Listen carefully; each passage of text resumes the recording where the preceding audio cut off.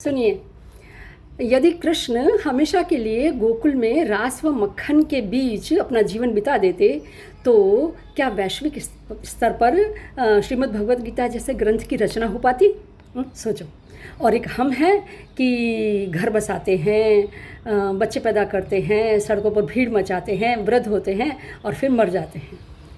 अर्थात प्रकृति जो चाहती है वही सब कुछ करते हैं। प्रकृति क्या चाहती है? अपना अस्तित्व बचाओ और प्रजनन, बस। तो हम भी वही करते हैं। तो और फिर ऐसी मान्यता के साथ ही अपना जीवन पूरा बिता देते हैं और फिर मृत्यु का इंतज़ार करते रहते हैं। समझिएगा, विचारिएगा, अच्छे से विचारिएगा, क्योंकि यही तो बंधन है।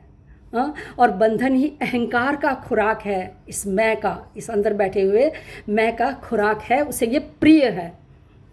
हम कभी मैच्योरिटी के साथ स्वयं से यह प्रश्न ही नहीं पूछते, यह जिज्ञासा ही नहीं करते कि प्रकृति रूपी आकारी सृष्टि को और स्वयं मेरे इस शरीर और मन को जो चलाने वाली अदृश्य शक्ति है, सत्ता है, उसके बारे में तो जानें और समझें।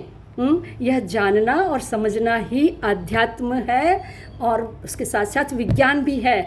बिना फिजिक्स, बायोलॉजी और केमिस्ट्री को जाने बिना अध्यात्म भी नहीं समझ में आता। इसीलिए यह युवा अवस्था से ही इसकी जानकारी का होना आवश्यक है। और मानना नहीं, जानना। फिर से कहती हूँ, मानना नहीं, मानना तो मान्यताएं पैदा कर देती हैं। मानना नहीं, जानना, प्रयोग करना, एक्सपेरिमेंट करना ही महत्वपूर्ण है।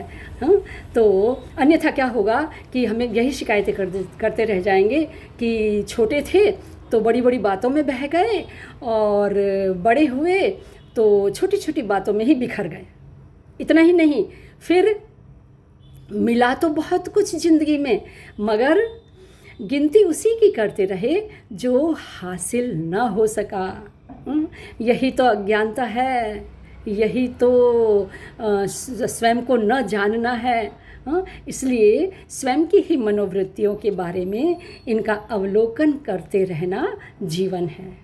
राइट। फिर मिलते हैं किसी और मुद्दे पर। लाइक कीजिएगा, सब्सक्राइब, कमेंट्स और शेयर भी कीजिएगा।